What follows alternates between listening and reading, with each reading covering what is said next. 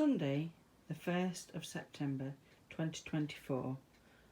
Just thought I'd show you September in the book that I've been showing you. The Country Diary, Birds of the Countryside. And this is September.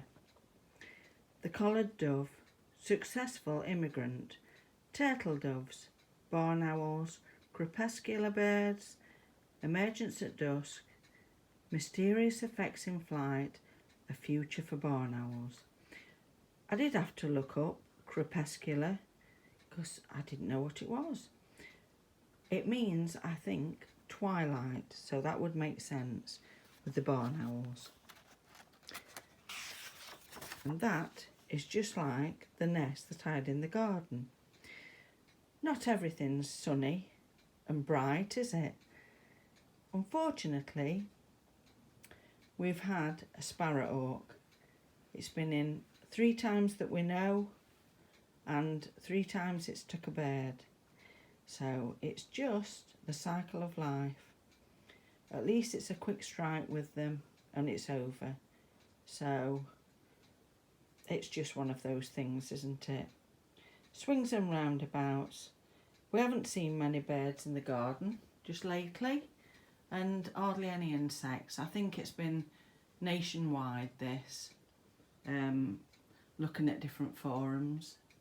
So we've just sorted out this part of the garden because it was very overgrown, and there was a lot of plants at the plant sale. They were £1 each, so we got 10. So I've put 3 clematis in and some rock plants, and the one with the blue flowers on, if you can see it, that's a sage. Unfortunately, during the night, it looks like one of my budders has got broken. So I don't know what's coming in at night time, but they're a little bit robust, I think, with their activities. There was a squirrel the other day, and that knocked the bird bath over, so that was strange, coming back to see that on the floor. You can see one of the pigeons now. That's eating some of the fat balls. There we go. There's the evening primrose out because it's a dull day. But it's raining, and I'm pleased about that because it'll water everything. There's nothing better than rainwater for the plants. Right, anyway, what have I been doing? You know, the other day that I got the yarn from the charity shop that should have been £5 and £4 a cone, and it was all £1. So I ended up with, how many did I end up with? 7, I think, something like that. But I just thought I'd show you this one because it just made me smile. People of a certain age will remember Brian Riggs. He did a lot of work for MenCap, and each one of these cones gave 5 pence to the charity. So it just shows it's quite a few years old. I remember getting these cones when I had a knitting machine. I haven't got it anymore because it took it out on my shoulder. I couldn't use it, but it went after a good home. It went overseas, so hopefully somebody's enjoying that. This is the cone of wool. It's on the floor, just there. Normally I keep my wool in this ginger jar, so that it doesn't get dirty, but these cones are so massive. I mean, that's the size of my foot at the side, so you can see how big it is. But they're very easy to use because it doesn't tangle up or anything. So I said to my husband, I'll just do a bit of crocheting just to see what it comes out like, and I really like it. So I think I'm going to probably make a shawl out of this. I've made one before out of wool that's this thin. It is a wool mixture, this is, and the last one that I made, it was so pretty, and it was good to wear right through autumn, winter, spring. So I thought I'd just show you what it's crocheting up like. So very pleased with that. It takes some doing because it's so fine. I'm using a 4.5mm hook. I do like these hooks. I can't remember where I got them from, but they suit me just fine. These were the cottons that I got the other day for £1 in a jar, and I'm a bit obsessed with cottons. It's because of the artwork, and I like to collect the ones that are made in England. I do use them, but when I've finished with the bobbin, I do save the bobbins.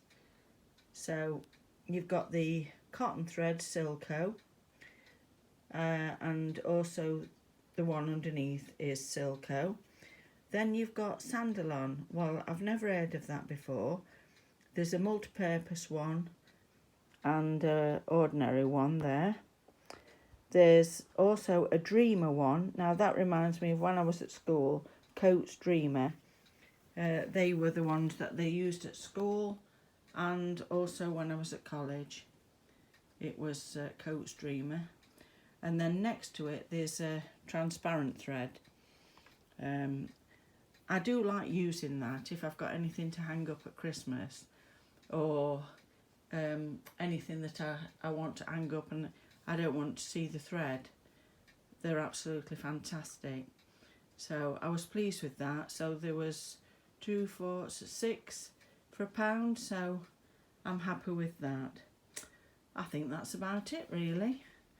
Hope everybody's all right. I've just been writing everything down in this diary. I can't call it my diary because I don't use it every day, but I've found it very useful to write down some of the things that I've made during the last few months, and this is why I like doing these videos, because I can look back on things when I forget when I've made something or when I started making something. So it's very useful for that. So the other thing that I wanted to show you was the Four Seasons blanket. I finished it. That has took a lot of doing. I did stop doing it when the weather was really hot because it was far too hot. But on the left hand side you can see that I started it for the winter. So the lovely blue skies that you can get on crisp winter's mornings, that's how I started it. And the white for the snow and ice, and then the grey next to it that's mottled, because you get days where you get all different colours in the sky. And then the blue, because like I say, you get all different colours. And then the grey, because you get loads of cloudy days, don't you? So that reminded me of clouds.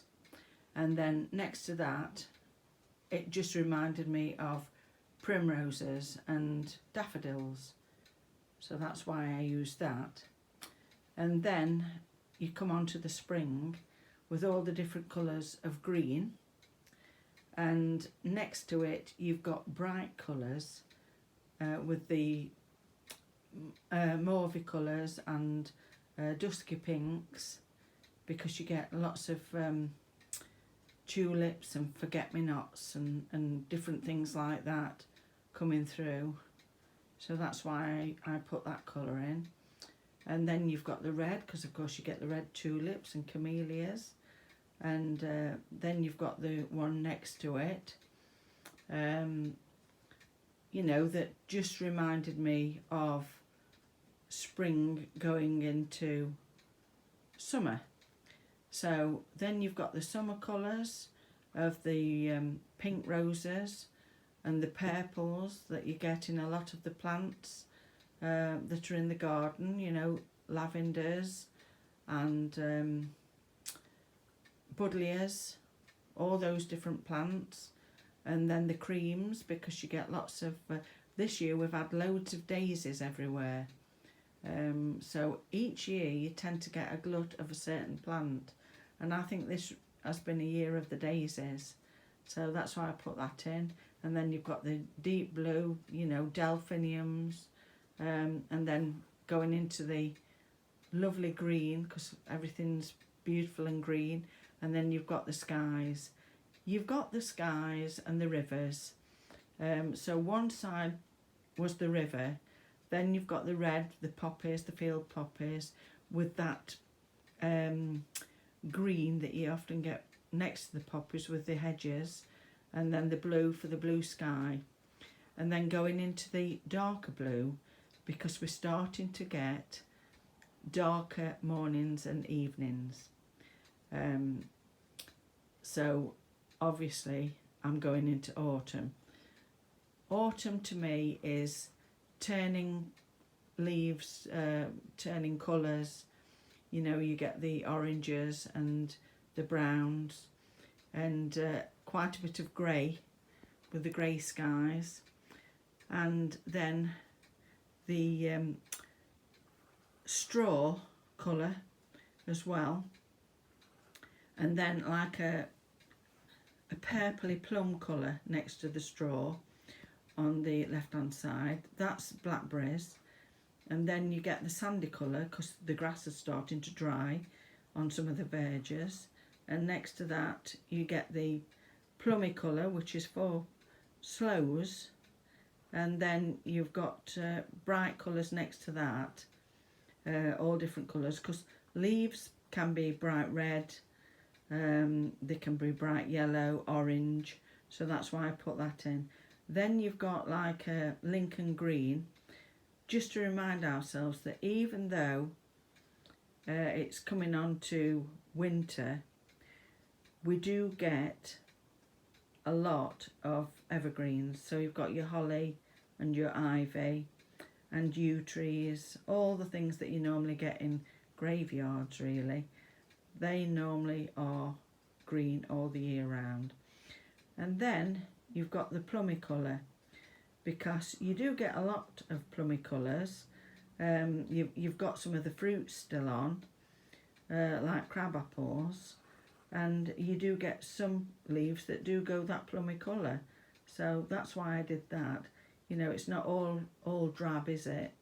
You know that some of the trees that can look like they're on fire, particularly cherry trees, they really do go ablaze. We've still got all the leaves on the copper beech. The copper beech is starting to change. It goes like a dull green, even though it's a copper beech. It starts to change its colour, because in a few weeks' time these leaves will be starting to go off. You know, they'll be dropping. So I think that's about it really. I'll leave you with that. Bye.